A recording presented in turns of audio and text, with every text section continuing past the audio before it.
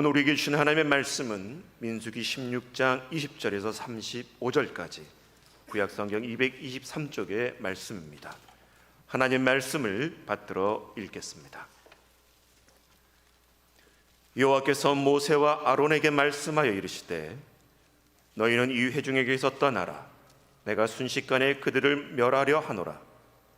그 두 사람이 엎드려 이르되 하나님이여 모든 육체의 생명의 하나님이여 한 사람이 범죄하였거늘 온 회중에게 진노하시나이까.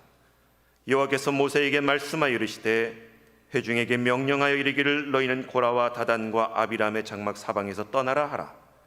모세가 일어나 다단과 아비람에게로 가니 이스라엘 장로들이 따랐더라. 모세가 회중에게 말하여 이르되 이 이야기들의 장막에서 떠나고 그들의 물건은 아무것도 만지지 말라. 그들의 모든 죄 중에서 너희도 멸망할까 두려워하노라 하매 무리가 고라와 다단과 아비람의 장막 사방을 떠나고 다단과 아비람은 그들의 처자와 유아들과 함께 나와서 자기 장막문에 선지라. 모세가 이르되 여호와께서 나를 보내사 이 모든 일을 행하게 하신 것이요 나의 임의로 함이 아닌 줄을 이 일로 말미암아 알리라. 곧 이 사람들의 죽음이 모든 사람과 같고 그들의 당하는 벌이 모든 사람이 당하는 벌과 같으면 여호와께서 나를 보내심이 아니거니와 만일 여호와께서 새 일을 행하사 땅이 입을 열어 이 사람들과 그들의 모든 소유물을 삼켜 산채로 소울에 빠지게 하시면 이 사람들이 과연 여호와를 멸시한 것인 줄을 너희가 알리라. 그가 이 모든 말을 마치자마자 그들이 섰던 땅바닥이 갈라지니라. 땅이 그 입을 열어 그들과 그들의 집과 고라에게 속한 모든 사람과 그들의 재물을 삼키매 그들과 그의 모든 재물이 산채로 소울에 빠지며 땅이 그 위에 덮이니 그들이 온 회중 가운데서 망하니라.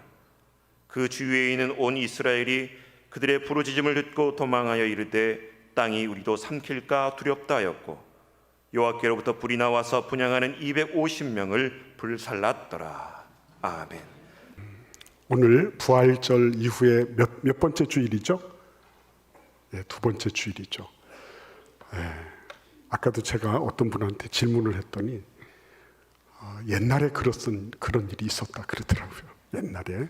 조금 이따가 같이 얘기하겠습니다. 오늘 온누리 찬양대 귀한 찬양 감사하고요. 우리는 어쩌면은 우리가 마지막인 것처럼 예배드리고 마지막인 것처럼 설교도 듣고 마지막인 것처럼 찬양하고 그렇게 할 필요가 있죠. 때때로 우리가 그렇게 못할 때가 많이 있어요. 그럼에도 불구하고 그런 것들이 생각날 때마다 다시 한번 자세를 바로 하는 건 필요하다고 생각합니다. 우리가 여기에서 논산을 가다 보면 황산벌이 나오죠.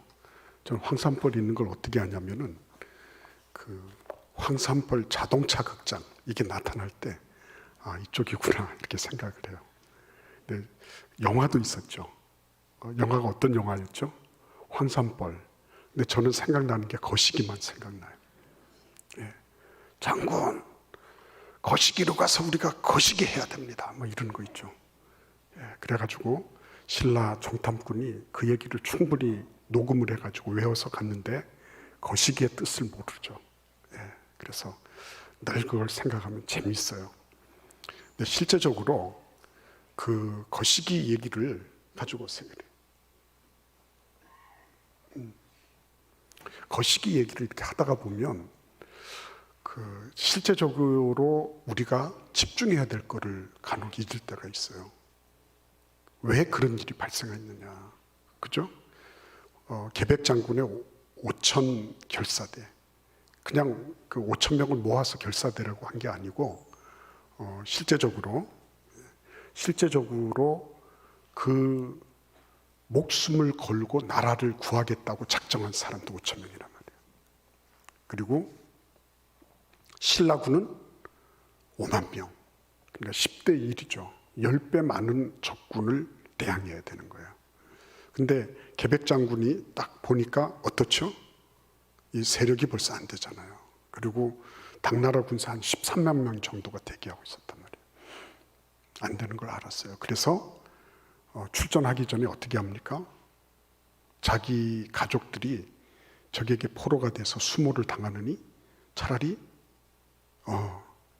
내 칼에 죽는 것이 훨씬 더 낫다 이렇게 생각을 하고 가족을 처단을 하죠. 그 얘기가 5천 명 결사대에 다 퍼지게 되죠.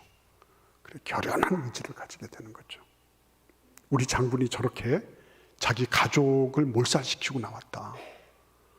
우리가 목숨을 불사하고 싸우자 이렇게 된 거죠. 그래서 4번 싸움, 4번. 4번 싸울 때마다 5천 명을 5만 명이 이겨내지를 못해요. 그래서 마침내 누가 나가게 되죠? 화랑이 등장하게 됩니다. 이 화랑이 등장했다 이 얘기는 단순하게 그냥 인위적으로 한 게 아니고요. 자기들이 그걸 아는 거예요. 계백장군의 가족들이 처단된 걸 아는 거고요. 그래서 김은순이라고 하는 장군이 있었는데 반굴이라고 하는 화랑을 먼저 보냈죠. 그런데 그 화랑이 싸우다가 전사를 당해요. 그래서 김품일의 아들 관창이 그때 등장하는 겁니다. 16살 빼기가. 그래서 관창이 나가서 싸우다가 포로가 됐죠. 그래서 죽여달라 그러는데 계백이 하도 이쁘고 그리고 아직까지 정말 머리에 피도 안 마른 것이 이렇게 하는 걸 보니까 너무 가상하다 이래서 살려보내고 그랬어요. 보냈더니 자기 아버지한테 딱 간단하게 인사하고 다시 적진을 향해서 쳐들어온 거예요. 또 포로가 됐죠. 이렇게 했습니다. 그래서 계백이 다시 묻죠. 너 다시 올 거냐? 그러니까 다시 올 거래요. 살려주면 다시 올 거냐? 다시 올 거다. 그래서 목을 쳐서 보낸 거예요. 근데 그거를 보고서 신라군들이 그냥 이렇게 가슴 졸이고 있다가 4번이나 졌잖아요. 가슴 졸이고 있다가 확 폭발을 한 거죠. 저 어린 것을 저렇게 목을 베서 보내는 저놈들이 인간이냐 이렇게 된 거죠. 그래서 우리 장군의 아들, 품일 장군의 아들을 저렇게 요절낸 저 사람들을 우리가 몰아내야 되겠다. 그래서 싸워서 신라군이 마침내 백제군을 무찌르는 그런 일이 벌어졌죠. 4패 1승이었어요. 1승 4패. 근데 1승 4패 가운데 1승으로 모든 것을 결정을 했어요. 앞에서 4승을 거뒀던 계백장군의 힘은 어디서 나왔어요? 물론 5천 명이 열심히 잘 싸웠겠죠. 그러나 실제는 뭐예요? 자기 집의 가족들을 버릴 정도로 그 정도로 헌신되어 있는 계백의 희생정신. 그러니까 그 힘은 외적인 게 아니라 내적인 거였어요. 그러면 신라군의 힘은 어디서 나왔을까요? 물론 5만 명이 있으니까 잘했겠죠. 그러나 훨씬 더 중요한 건 뭐죠? 김품일 장군의 아들 관창이 자기를 던진 거죠. 힘은 내부에서 나오는 거예요. 외적인 것이 있지 않아요. 여러분, 우리 한국 교회사에 주기철 목사님을 모르는 사람은 없어요. 근데 그 오정모 사모님이 어떤 역할을 했느냐 하는 것에 대해서 많이 아시는 분 계시겠지만 제가 알고 있는 한에는 일경이 일본 경찰이 주기철 목사님 너무 고문당하고 이래서 몸이 쇠약해졌어요. 그러니까 신병을 인수해 가라. 그래서 사모님한테 얘기를 했단 말이에요. 근데 사모님이 거절합니다. 신병 인수를 거절을 해요. 왜냐니까 우리 목사님은 그 감옥에서 돌아가셔야 됩니다. 그게 답이었어요. 그런데 어떻게 합니까?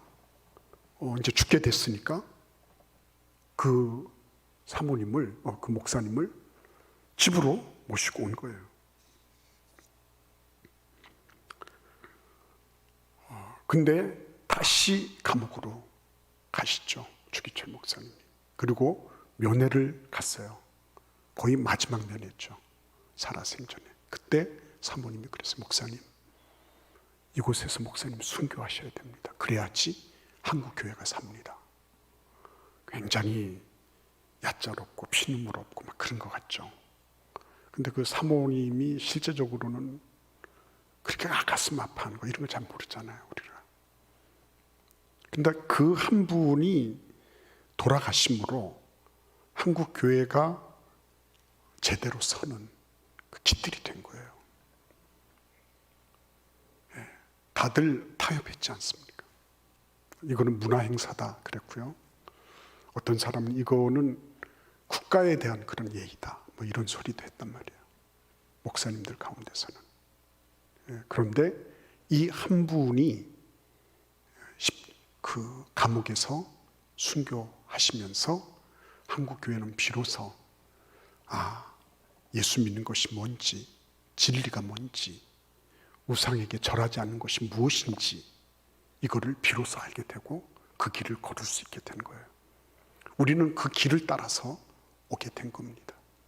그러니까 주기철 목사님이라고 하는 한 분, 그 오정모 사모님이라고 하는 그 한 분, 이 한 분이 결국은 수많은 목회자들이나 아니면 성도들이 변절해 갈 때 그 진리의 길을 딱 지킨 거죠. 길목을. 그리고 그 길을 묵묵히 걸어간 거죠. 그리고 우리는 그 길을 지금 참 감사하게도 기쁨으로 이렇게 따라서 온 거죠. 우리도 지금 진리 안에 있고 진리의 길을 걷고 있는 거예요. 그래서 여러분이나 저나 이 자리에 있는 거예요. 자, 그런데 중요한 거는 오늘 이 말씀을 가만히 읽어보면 결국 뭐예요? 결국 지도자에게 반발하고 반항하면 죽는다는 얘기입니까? 그렇게 보이잖아요, 우리는. 그죠? 무조건 지도자를 따라야 된다 이렇게 생각하잖아요. 틀린 말도 아니지만 다 맞는 말도 아니에요. 그거는 그냥 표면적으로 읽었을 뿐이에요. 우리는 심층적으로 하나님의 말씀을 읽어야 돼요. 이게 지금 모세와 아론에 대해서 고라 일당이 지금 반발하고 반항하고 그래서 하나님께서 그들을 심판하셨다. 이런 식으로 스토리가 전개되고 끝나야 되는 거냐? 그렇지 않다는 거죠. 그렇지 않습니다. 이게 단순하게 지도자에게 반발하고 반항하면 죽는다는 그런 메시지를 그렇게 단선적으로 증거하려고 하는 그런 말씀은 절대로 아닌 거예요. 이 말씀은 오히려 여러분 한번 거꾸로 돌려볼까요? 고라나 아니면 아비람, 다단 같은 사람들은 어떤 사람일까요? 일반 백성들이 볼 때는. 그렇죠. 우리가 하지 못하던 말을 대신해준, 사이다 발언을 해준 사람이에요. 그 사람들이. 그동안에 우리가 괜찮게 먹고 살았는데 적과 꿀이 흐르는 것 같은 애굽 땅에서 우리를 끌어냈으면 가나안 땅으로 들어가게 해야 될 것 아니에요. 지금 들어가지도 않고 애굽으로 돌아가지도 않고, 그렇죠? 이런 교착 상태에 있으면서도 아무런 조치를 취하고 있지 않다. 이거는 결격 사유 아닙니까? 지도자로서의 사유, 그 자격이 없는 것 아니에요?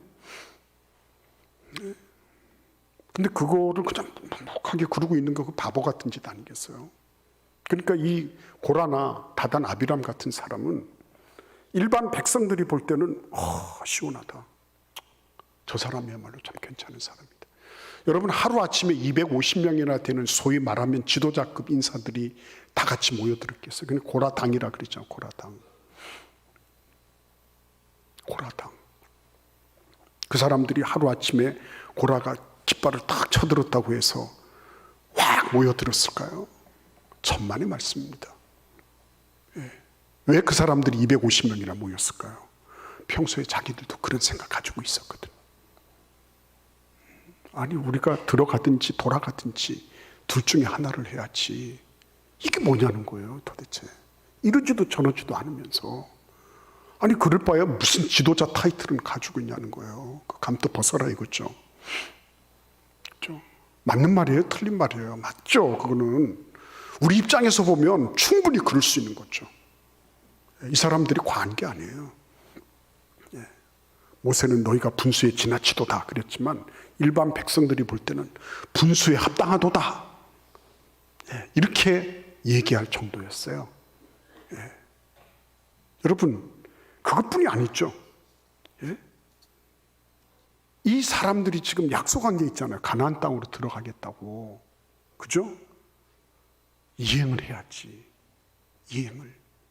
근데 본인들은 불평불만하면서도 이게 어떤 연유로 어떻게 원인이 제공이 되는지를 모르는 거예요, 지금. 왜 못 들어가고 있는지, 왜 못 들어가게 된 겁니까? 정탐 40일 하고 자기들은 안 되겠다 그랬잖아요. 그 믿음대로 된 거거든요. 우리는 그 거인들의 눈으로 볼 때는 메뚜기 같은 존재다. 거기는 철병거가 있고 산성이 있고 우리는 절대로 그들을 무찌를 수 없다. 10명이 그렇게 했잖아요. 그래서 하나님께서 정탐한 하루를 1년씩으로 계산을 해서 40년 너희들은 뺑뺑이를 돌 거다 그랬죠. 근데 그런 거를 아랑곳하지 않는 거예요. 그냥 못 들어간 거, 약속 안 지킨 거, 이런 거를 계속 얘기하고 있는 거죠. 근데 거기에 마치 그죠? 이 자석의 이 색깔을 싹 이렇게 몰리는 것처럼 사람들이 거기에 쫙 몰렸던 거죠. 얼마나 휘발성이 강했는지 몰라요. 그러니까 항상 보면 표면적으로 볼 때 부정적인 것이 긍정적인 것보다 능력이 많아요. 강력한 힘이 있는 거예요. 항상 보면 부정적인 것을 큰 소리로 얘기하면요, 긍정적인 것들은 게임이 안 돼요. 게임이 안 됩니다. 늘 그랬어요. 늘 어디에서나 그랬습니다. 그래서 강하게 반발하고 강하게 반대하고 이러면 선명하다. 그렇죠? 선명하다. 그리고 그러한 입장에 서 있는 사람들을 더 신뢰를 하는 거예요. 극단의 처지에 자기 자신도 빠져 있고 그렇게 인도하는 사람들을 저 사람은 선명하고 분명하다. 우리가 저런 사람들을 지지해야 된다. 함부로 말하는 사람. 여러분 정치계에서도 마찬가지잖아요. 함부로 말하고 볼 때는 저건 말도 안 되는 소리인데 저런 걸 하고 있다. 그런데 거기에 엎어져서 그것을 추종하는 사람들이 얼마나 많은지 몰라요. 그러니까 고라나 다단 아비람 같은 사람들이, 이 사람들이 250명을 규합해서 지금 모세와 아론 앞에서 위협하며 그들을 어르고 있는 이런 장면은 절대로 잘못된 장면이 아니에요. 그들 입장에서 보면 이 무능하고 어리석은 이 지도자들에 대해서 제대로 반응하고 있는 일반 백성들의 아우성인 거예요.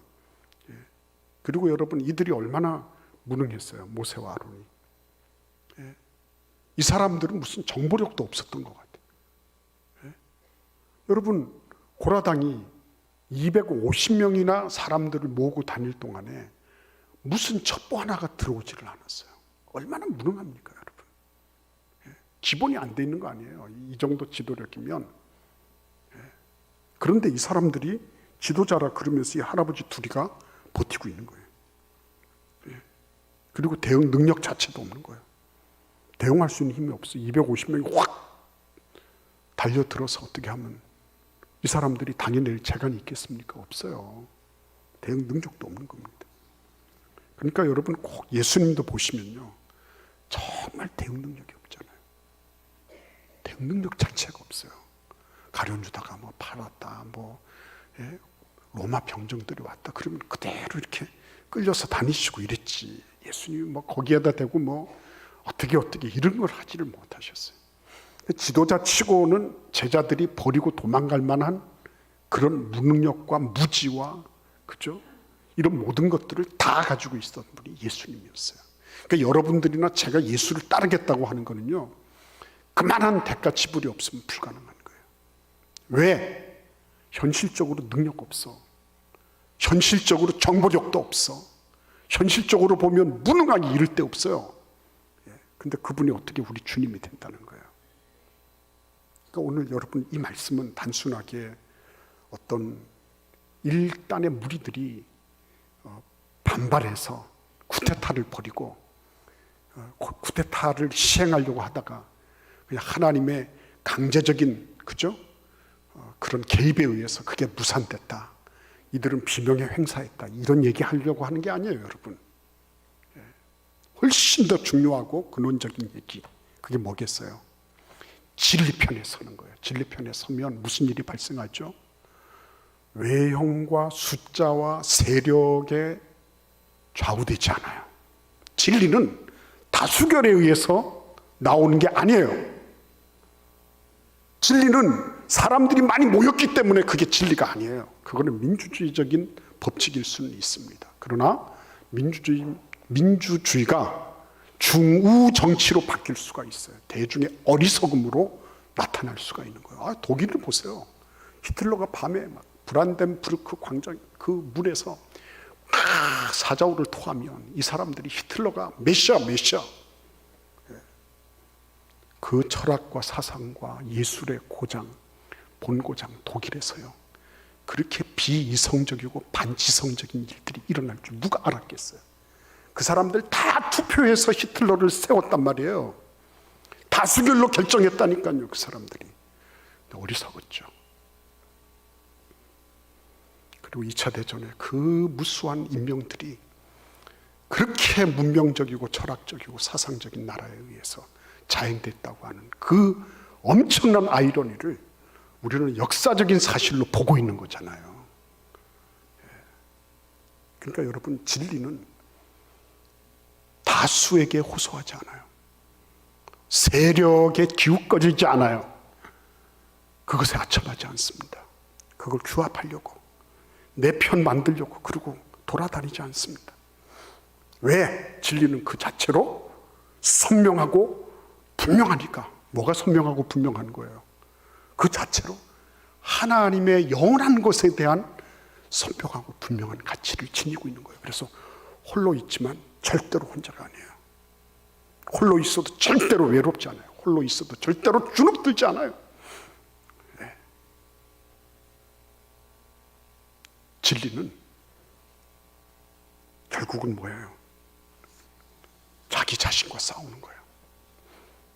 누가복음 9장 23절 우리가 잘 알고 있죠. 또 무리에게 이르시되 아무든지 나를 따라오려거든 자기를 부인하고 제 날마다 제 십자가를 지고 나를 따를 것이다.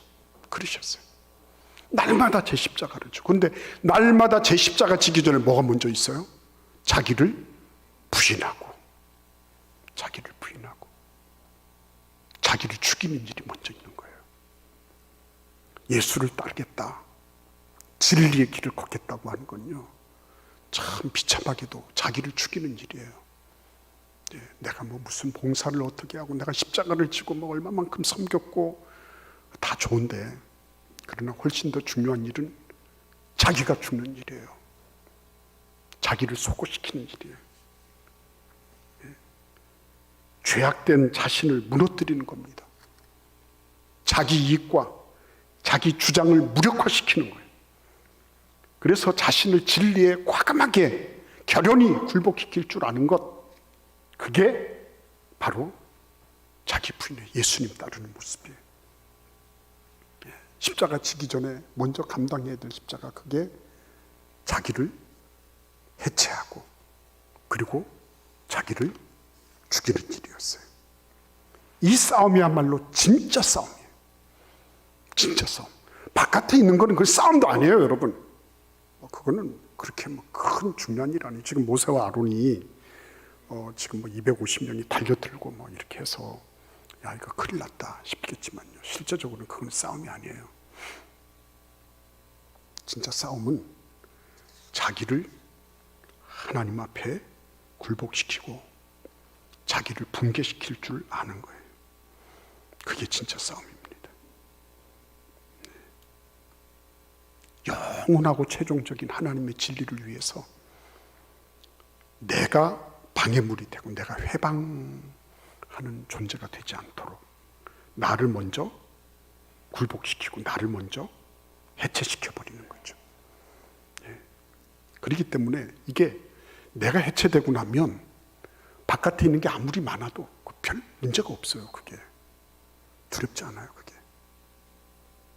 내가 죽었는데 뭘 감각을 합니까? 아무것도 몰라요.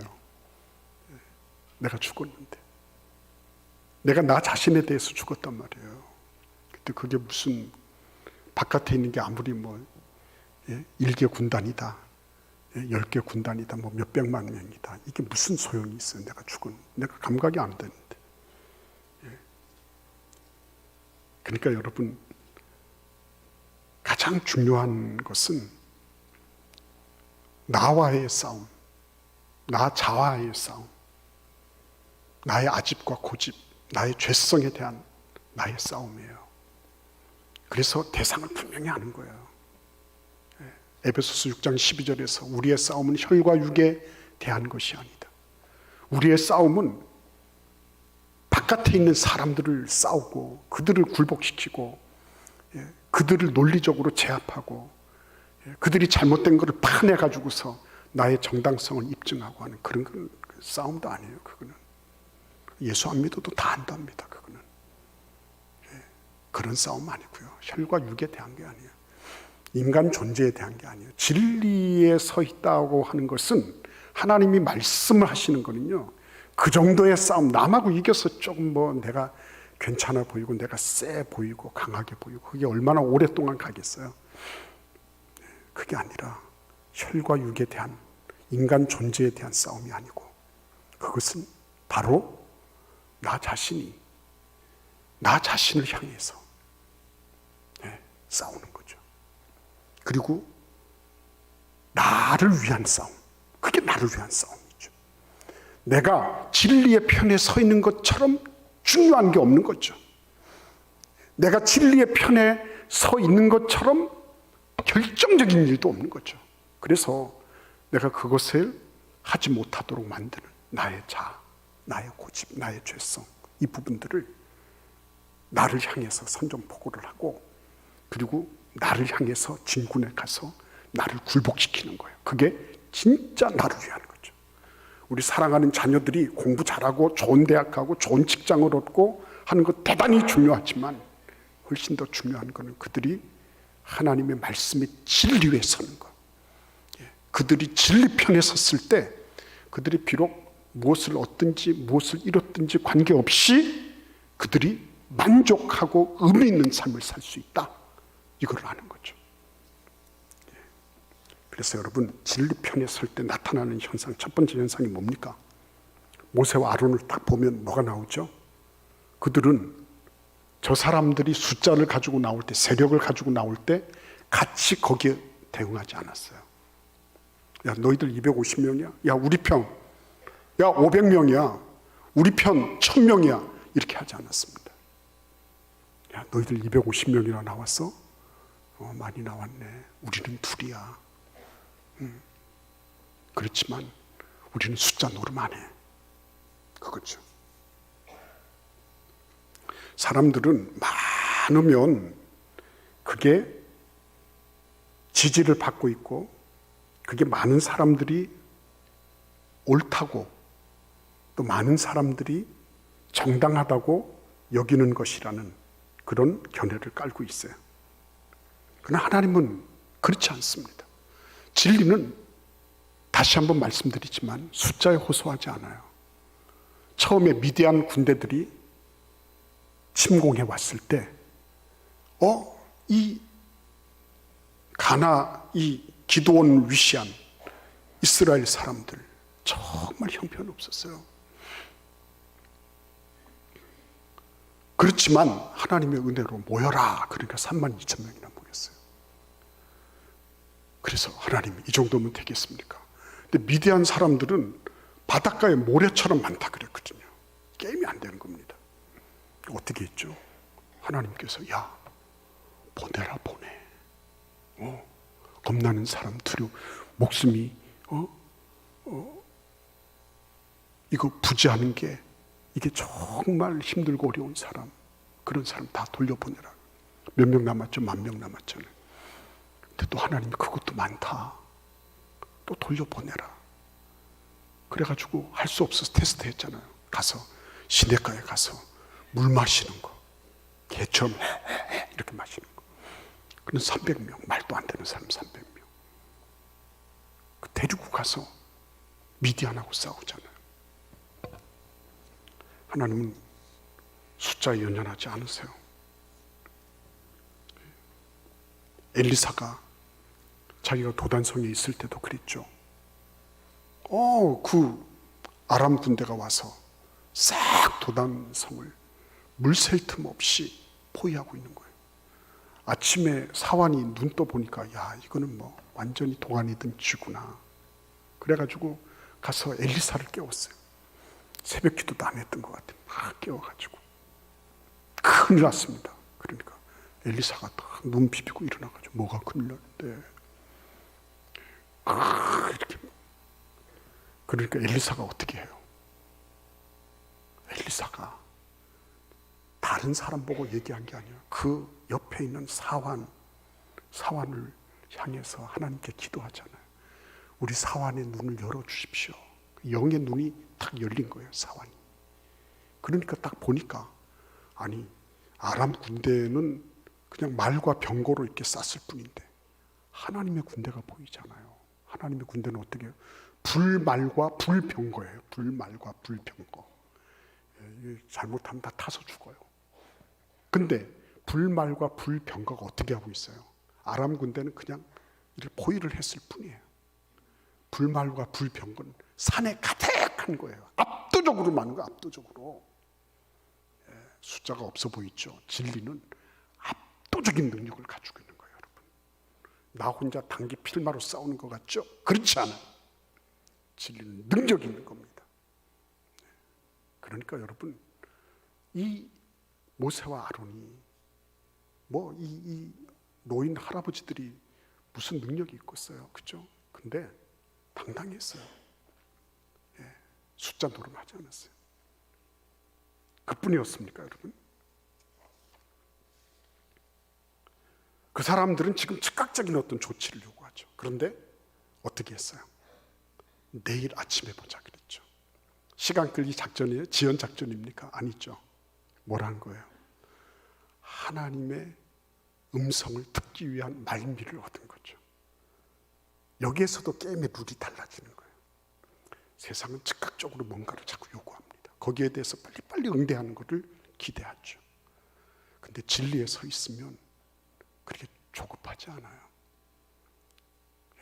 진리에 서 있으면 더 빨리 하고 싶은 게 있는데 그게 뭐예요? 하나님의 음성을 더 듣고 싶은 거예요. 진리에 서 있으면 그러므로 이 묵상집이 결코 만만치 않게 느껴질 거예요. 진리에 서 있으면 내가 하나님의 음성을 듣기 위해서 어떻게 해서든지 시간을 내야 된다는 게 분명해지는 거죠. 해도 그만 안 해도 그만. 어쩌면 우리는 아직까지 그런 위기 상황을 경험하지 못했을 수도 있어요. 그래서 여러분, 하나님께서 딱 그 시간에 대한 부분들, 이거를 하나님의 음성을 듣는 시간, 때와 기한은 하나님께 속해 있다 그랬어요. 타이밍을 그들에게 뺏기지 않는 거예요. 세상이 요구한다고 해서 타이밍 뺏기고 그러지 않아요. 모든 스포츠는 타이밍 싸움이잖아요. 그런데 스포츠만 그런 게 아니라 영적으로도 마찬가지예요. 타이밍을 내 것으로 쥐고 있는 거죠, 모세와 아론이.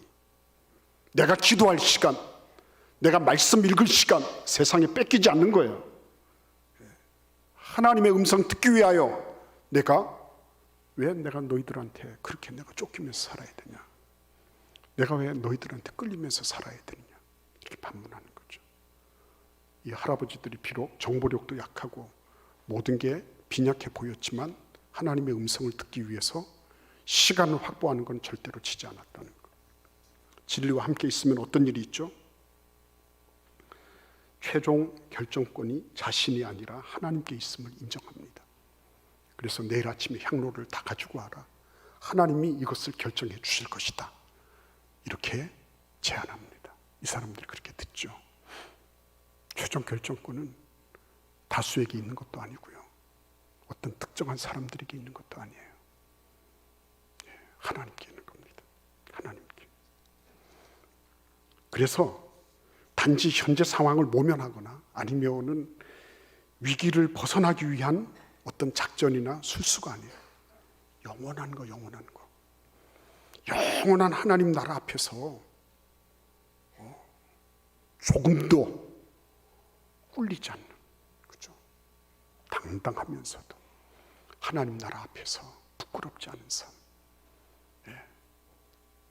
그런 삶을 살아가도록 하나님이 이 아론과 모세를 무장하고 계셨던 거예요. 그러니까 아론과 모세는 그들하고 막 갑론을박을 하면서 논쟁을 벌이지 않아요. 딱 선언하고 말잖아요. 너 지금 레위 자손으로서 제사 드리다 보니까 제사장 자리가 탐나는구나. 알고 있어 그거. 너희들이 짐짓 이런저런 얘기들을 하고 있지만 그 밑에는 너희들의 이익이 감춰져 있구나. 다 알고 있어. 그래, 알았어. 하나님이 결정하실 거예요. 이렇게 하시는 겁니다. 오늘 우리는 진리의 말씀 위에 우리를 세우는 일, 우리의 가정이, 우리의 직장이 하나님 말씀 위에 서는 거, 이것처럼 중요한 일은 없다. 그러나 어떤 한 사람이 진리를 지키기 위하여 자기 자신을 딱 드렸을 때, 그거는 이 세상에 어떤 누구도 감히 막을 수 없는 막강한 힘을 지니는 거다. 마틴 루터 하나를 지난 1000년 세월의 가톨릭이 이겨내지를 못했어요. 주기철 목사 한 분을 36년을 호령하고 군림하고 이 나라를 쥐락펴락했던 일본 제국주의가 감당을 해내지 못했어요. 여러분 기억하셔야 됩니다. 우리의 삶 속에 무엇이 우리를 주재하고 있는가.